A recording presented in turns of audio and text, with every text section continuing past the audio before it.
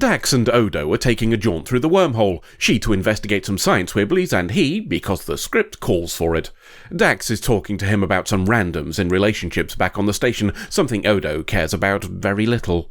Forget all of that though, because we've arrived at the wibbly. This particular flavour is a rare type of particle and entirely focused to a valley on a planet.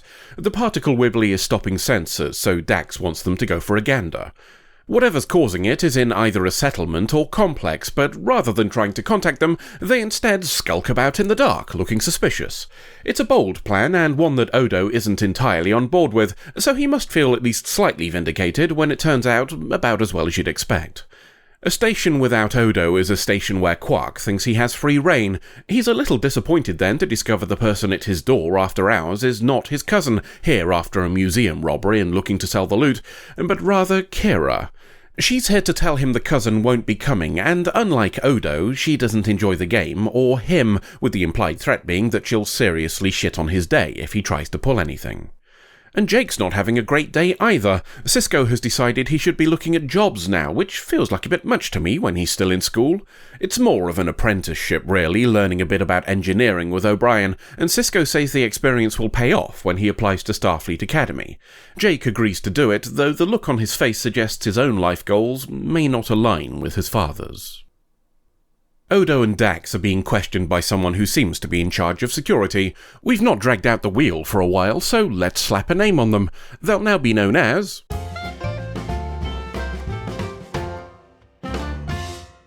Count Binface, suggested by Ensign John Harrison. Count Binface is a bit suspicious of them and their claims of innocence. Odo's not in the mood. He says we'd have already scarpered if we'd done anything wrong, and proves it by teleporting away, then back again. Unfortunately, that makes Binface suspicious for an entirely different reason. See, somebody disappearing into thin air is a bit too close to home, what with the 22 missing people they have. Or don't have, I guess. You know what I mean. That puts Odo in business mode and he starts asking questions. Count Binface has been losing people for a while, with the most recent vanishing act being 6 hours back. There's no evidence of how, including teleporters, and he also has no suspects, with the locals generally being mostly law-abiding.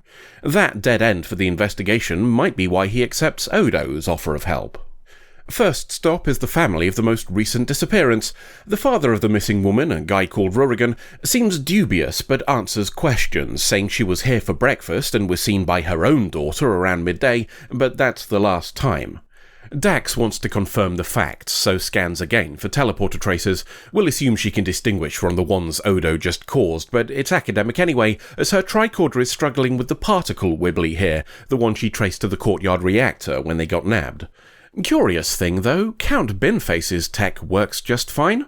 Maybe it's better calibrated or something. Odo goes to talk to the missing woman's daughter, Taya, while Dax checks where she was last seen. He doesn't get the chance for many questions, only establishing that her mum seemed perfectly fine, before Roran says it's Taya's bedtime and leaves with her. Back on the station, as Jake is being assigned to O'Brien, Kira is trying to enlist Bashir. She wants someone to keep an extra eye on Quark, and he's overjoyed at the thought of being able to apply some of the spycraft plain simple Garak has been telling him about. The help might be needed. Kira's called by Cisco and told Vedek Bareil, he of the Sexy Times visions, has just docked at the station. Kira may be busy for a while with him, and that's potentially good news for Quark.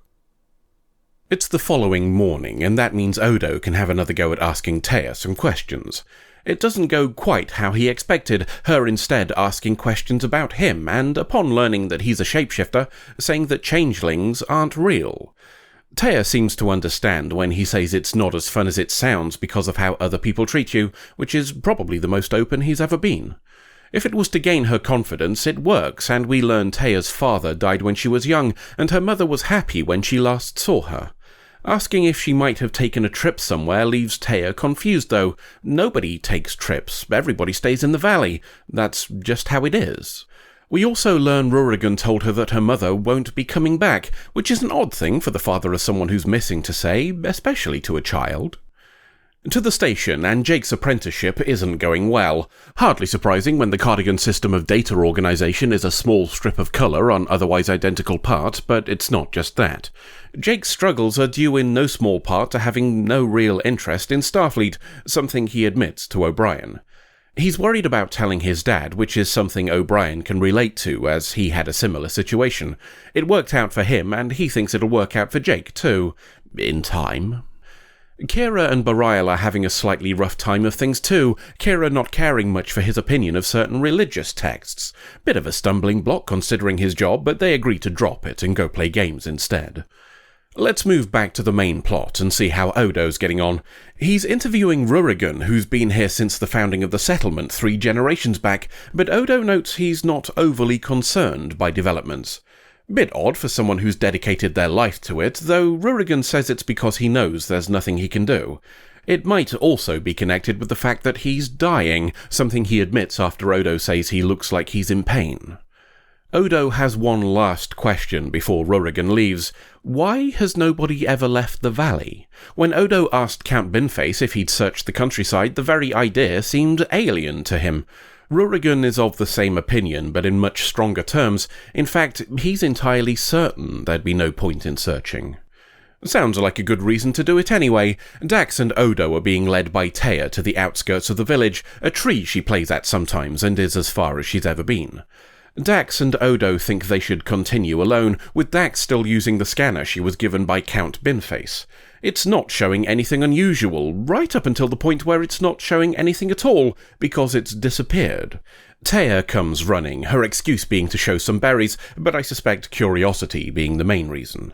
She gets more than she bargains for. The arm she holds out with berries in vanishes when it passes the same point that the scanner disappeared, and returns when she pulls it back.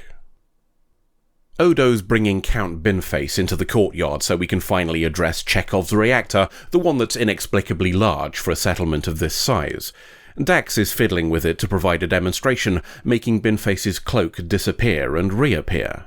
He assumes teleportation and is a bit confused to learn the answer is because his cloak, like everything else here, is a hologram. That includes the people, and some technical difficulties with the gizmo are what's been causing the mysterious disappearances. He wants more proof, so they offer to take him to the edge of the village, the maximum range of the projector, so he can find out for himself. There's some finding out back on the station too, not just between Kira and Bareil, whose friendship appears to be entering dirty little bastard territory, but also about him being here in the first place. He was invited here to give the sermon Kira didn't like by a low-level monk, and one with a not insignificant liking for Darbo tables. In fact, he'd racked up so much debt here that he was being recalled to Bajor. That means a guy heavily in hock to quack just happened to invite a distraction for Kira to the station while she was in charge of security. What a fascinating coincidence. To the village once more, and Count Binface is trying to herd a population who've not received the news particularly well. It isn't helped by learning the whole system is going down the shitter and is likely to fail in just a few months without help. Dax thinks she may be able to repair it and possibly bring back all the missing people in the process, but it'll need turning off to work on it, and that comes with the threat of not being able to get it running again afterwards. Taya thinks it's worth the risk and says so to Roran, which seems enough to convince him. As he's one of the first people here, his word carries some weight with the others, and after a goodbye from Taya, we shut it down. Dax and Odo are a little surprised to see Roran is still around afterwards, which is perhaps why they don't wonder where he's getting his clothes from if everything in the village is holographic. Time for a lore dump then, and Roran explains he used to live quite happily on another planet. That was until a group called the Dominion turned up and took charge. The changes were slow but comprehensive, until he realized one day that it was no longer his home. So he moved here with a hologram system to remake what he'd lost some 3 decades ago, and found happiness again. Until now, that is, and he thinks this shutdown is a good time to go back where he came from. Odo disagrees, so we all have a discussion on the nature of reality and what counts as a person, one which swiftly changes Roran's mind when Taya becomes the focus. We're in the last 5 minutes, so it's time to tie up loose ends. Jake decides to just come straight out with it and tell his dad that he doesn't want to be in Starfleet, something that Sisko accepts without any issue, as long as Jake will do something that makes him happy. Kira's happy too. She's caught Quark's cousin trying to sneak back onto the station with stolen goods, and all in between having sexy times with Bareil. Last but not least is our hologram village. Roran asks Dax and Odo not to mention that he isn't part of the simulation if they can get it back up and running again, which, of course, they do. Everybody's back, including those who went missing, and Dax has also made some upgrades, so it won't be a problem again. Count Binface wonders aloud who made the simulation before inviting Dax and Odo to return if they feel so inclined. I wonder if he got his scanner back. Something that did come back is Taya's mum, and she's pleased by the development, though upset that Odo will be leaving. She wishes him good luck in finding his people, and he shows off a bit by briefly turning into one of her toys. Dax and Odo teleport away, so we'll leave some holographic villagers to get reacquainted, and the viewer to wonder how long it'll take one of them to start dicking around with the projector now they know what it is, until the next adventure. We ask ourselves once more what makes a person real. There are those who will always consider only biological entities capable of attaining that status, and those who are a little more open and accept that artificial constructs can be too. Holograms, however, seem to be a sticking point for some, as though it's physical matter that makes the difference and not the capability for thought. That Odo doesn't seem to think this way is perhaps understandable. People who've experienced how it feels to be treated differently tend to have more empathy for such things, though him developing such a liking for Taya probably contributed to that too. The conversation he has with her about changing shape and how that ability can affect the way others treat you is something he rarely discusses. That he chooses to share this with a child fits with what we know about him and his distaste for the social complexities of adults, but there might be another, more simple reason. The episode Necessary Evil tells us that the murder Odo reinvestigates occurred 5 years prior to now. We know from the dialogue of the episode that Odo was still in the lab 2 years before this, him having been a party piece for visiting cardigans, including Gul Dukat. So the only thing we know for certain is that he's at least 7. We don't know how long he was in the lab prior to that, of course, but the possibility exists that his consciousness is still in what we'd refer to as childhood. If that's the case, his swift bond with Taya makes even more sense. Speaking of Taya, she's the one who mentions the term changeling again.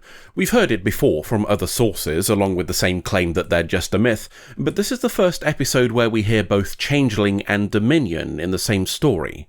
I wonder if that was an intentional attempt to tie them together here, or just the foundation of an idea that would come later. To the Dominion itself then, and what we hear during this one is potentially very interesting indeed. Rurigan's description of how they took over his planet, the insidious and subtle changes to ways of life that ate away at identity until the whole was different, give us perhaps our first real glimpse of them. There was mention of military conquest in the episode Sanctuary, but this is an indicator that the Dominion could be more subtle and more complicated, something beyond the typical these are the bad guys because they make things kaboom. Lastly, let's have a quick chat about Jake and his dad. Jake's worried that his dad won't understand why he doesn't want to enter Starfleet, that he'll be disappointed. Understandable, of course, and there's anecdotal evidence that Starfleet is seen by those in it as an old boys' club, a place where lineage matters more than it really should for an organisation that claims to be a meritocracy. We know Bad Admiral Paris viewed it this way, and proper screwed up his kid because of it. There's no real evidence to support that conclusion in this case, though. It's true that Sisko seemed to believe that's what Jake would be doing, but we don't know how that started. In fact, I can't remember Sisko ever having said that's something he wants for Jake. It's entirely possible the whole thing just came about from misunderstandings or assumptions. When the conversation came, he showed no upset or disappointment at the news, only wanting Jake to do whatever brings him fulfillment. Jake then will likely not be requiring a seat at the Deep Space Nine ship parent support group.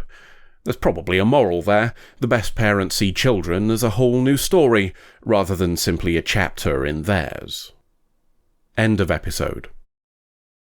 Are you sure everything's normal here? As far as I can tell. Why do you ask? I was just wondering why Quark were wearing a string of onions. Who knows? He's probably trying to sell them. Fair enough, that checks out. You need to stop looking for problems. All the bad stuff on Voyager has made you paranoid. Alright, let's take my mind off it and go somewhere else perfectly normal. Okay, let me see here. We could try Le Restaurant Klingon? Le Restaurant Klingon? Yeah, that sounds right to me. Woof.